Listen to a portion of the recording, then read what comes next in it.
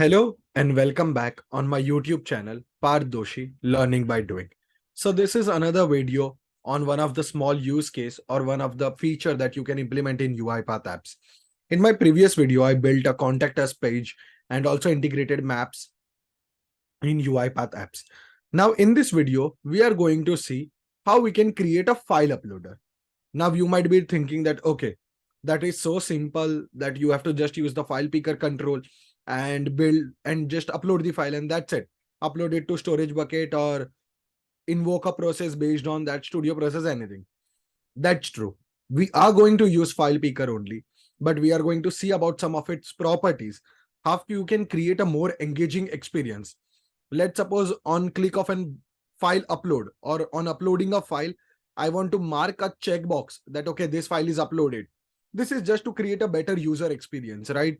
Or on removal of an file, I want to uncheck that box, or I want to take only specific files. So if you see, I'm uploading this file and this particular checkbox is checked. I want to delete it. If I delete, the checkbox got unchecked. So we are just going to see this small use case, how it can be implemented. So let's get started. Now in my app, I have used a container to as a main container. Well, I'll be adding my headers and all that. Here it's a header and I have given it name upload your documents.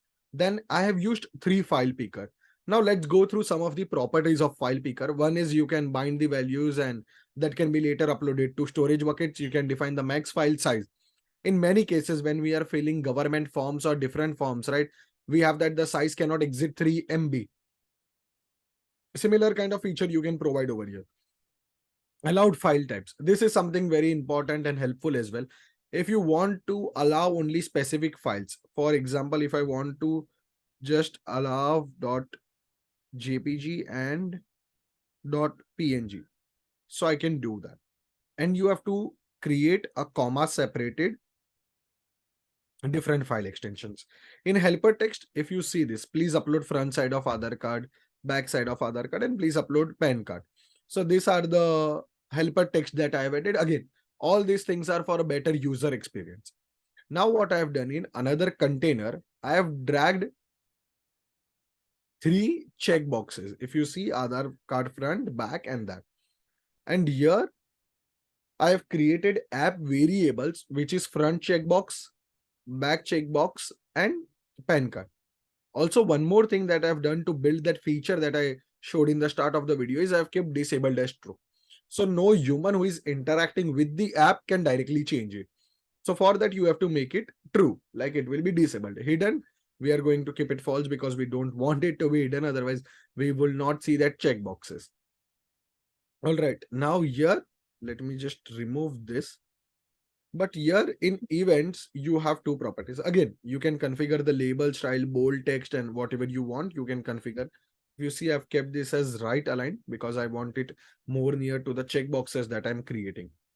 Now here on Aadhaar card front, on file edit, you have to set the value of your front checkbox. Now, when you make it true, and this variable we are using in that particular checkbox, where we are defining that whether that checkbox should be selected or not. So that is true or false value. So when a file is uploaded, we have to make it true. When a file is removed, we have to make it false. So I have done that. Similarly, I have done the same things for all my three checkboxes and all my three file uploads as well, file removed, right? And then you can, just get this. And then I've created submit files. On submit, you can upload it to storage buckets. I'm not doing anything like that. If you see over here, if we integrate storage buckets, we can see upload file from storage buckets, get file from storage buckets. Two operations that you can perform. So this is how you can configure your file uploaders to dynamically update the checkboxes that are there. Now I'm going to preview it. Yes, this was a very short tutorial to explain because many people asked me that question. So I've done that. You see, I have uploaded this and all the three checkboxes are selected. Now what I want to do is let's build one more functionality, create rule. Let's use a if condition. If, let's do the comparison, enter value. I'm going to use front checkbox equal to true. Again, I'm going to use one more. Obviously, I want it as end.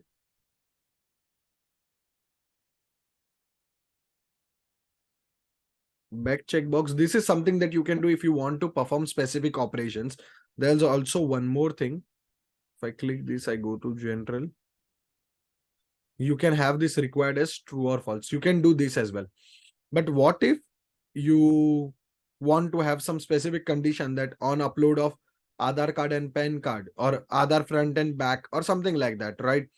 You want to display some message or you want to do that because that will make the submit button disabled. But what if you want to create an engaging experience where you want to show that your this file is not uploaded or that file is not uploaded? In that case, you can use these conditions, and in then and else you can use show message activity. So I'm going to use this and again compare. I'm going to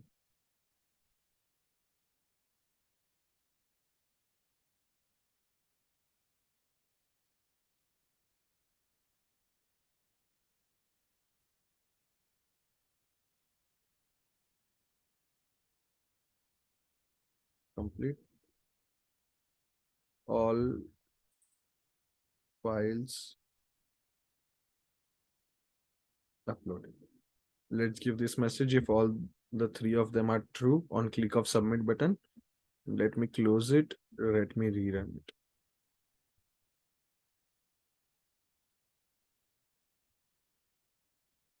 I'm just uploading the same file. I don't want to display my Aadhaar card and PAN card over here. Submit files. All files are uploaded.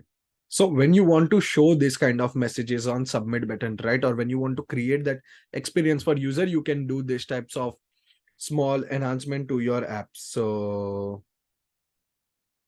that is something that you can build. So this is how you can create a dynamic file uploader when on uploading files, your checkbox can be selected, or just to create a better user experience, you can do that.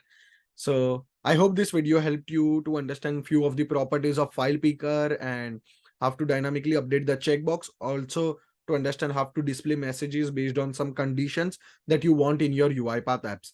Thank you for watching the complete video. Please do subscribe to the channel and watch other videos of UiPath apps. There's a complete playlist. You will find the link in the description. Thank you for watching the complete video.